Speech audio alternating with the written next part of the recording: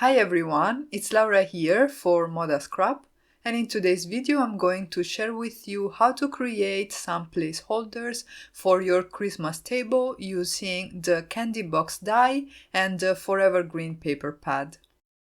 To create the decorative elements for the placeholders, I used images from the Forever Green stamp set. And to create the panel where the name of the guest will go, I used one of the stamps in the Good Cheer for Christmas stamp set. The little boxes were created with the candy box die, and all the papers that I used in the project are part of the Forever Green collection. I started by creating the boxes, and for that I die cut some of the papers in the 12x12 Forever Green paper pad by ModaScrap using dies in the candy box die set. I have a die for the lid, this little pentagon die here that I will use to decorate the lid of the box, and then this larger die that will create the actual body of the box. I ran everything through my die cutting machine, and the die not only cuts the shapes but also creates some embossing lines. So as a first step I folded my papers along all the embossing lines, and then I went ahead and assembled everything. I first folded the die cut that will create the lid, and then also the die cut that is the base of my box. In order to assemble the box, I'm going to use some double-sided adhesive. This is 1/8 of an inch wide, and I'm going to first adhere it to all of the flaps on the base of my candy box.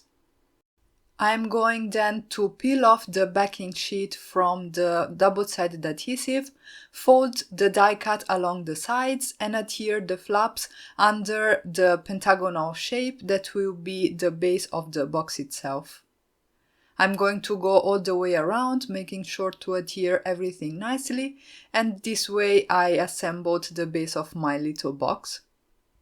Before assembling the lid, I made sure to adhere the little decorative die cut that I have on my desk right now, and this was die cut from the same paper that I used for the base of my box, so that there is some continuity between the lid and the base. I then added some double-sided adhesive along all the flaps, and I assembled the lid as I am showing on screen. You basically have two types of flaps in this die cut. You have some vertical ones which fold onto themselves and, if you will, are the extension of the sides of the pentagon, and then you have some smaller horizontal flaps. And in order to make sure that your lid stays in shape, what you need to do is to make sure that the smaller flaps are glued between the vertical ones before you go ahead and fold those onto themselves and glue them down. This probably sounds harder than it actually is. It was very quick and easy to put these boxes together, and I actually created 4 more off camera using different combinations of patterned papers from the Forever Green collection. Here is an overview for you to see the papers that I actually used, but I'm not going to show you the assembly for all the boxes because I think it's enough for you to see it once. The next step was to create decorative elements for my placeholders, so I picked some of the images from the Forever Green stamp set. This is made to coordinate with the paper collection that I used today, and I stamped it with Memento dewdrops in the color Toffee Crunch on some white cardstock, and I did some quick coloring with my Illustrator alcohol markers. In total, I have 2 mistletoe images and 3 sets of gloves, but I'm going to show you the coloring just for the images you see on screen. I used the same color combinations for all the images, but I swapped the colors around. So for example, on this mistletoe here, I have the ribbon which is colored in shades of brown, and the berries will be gray. And on the other mistletoe, I have the ribbon colored with gray marker and the berries will be brown. When picking my markers, I made sure to try and pick colors that would match as closely as possible the color palette in the paper collection that I'm using today. For the greens, I have DG4, DG3 and DG2. For my browns I have MB4, MB3 and MB1, and for the greys I have IG6, IG4 and IG2. I colored the rest of the images off camera and then I went ahead and die cut them all with the coordinating dies to the Forever Green stamp set. And then I moved on and started creating the panels where we will actually be able to put the name of our guests in these placeholders. I'm using this frame image from the Good Cheer for Christmas stamp set and I'm stamping it again on some white cardstock using Memento dewdrops in the color Toffee Crunch.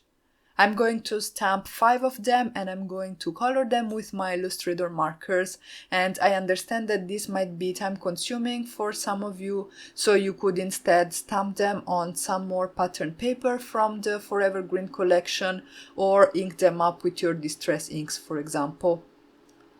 The colors that I used for the frames are the same throughout all the 5 frames. For the external part I used EB4, MB4, MB3 and a little bit of MB1, and for the centers I went with a flat wash of MB1, starting from opposite sides and moving towards the center, as this creates a little bit of shading, very subtle but which adds a little bit of extra interest to the panels. I cut those with my scissors and then I went ahead and started assembling the placeholders. I adhered the images to the lid of the boxes and I thought it was really cute to use this candy box die to create some placeholders, because you will use it for stability so that your placeholders can stand up on the desk, but also you can include a small gift or a small chocolate for your guests. Once all my images were glued down, I went ahead and created some small banners with the sentiment Merry Christmas. This is a stamp from the Good Cheer for Christmas stamp set, and I stamped it on one of the designs in the Forever Green paper pad using again Memento dewdrops in the color Toffee Crunch.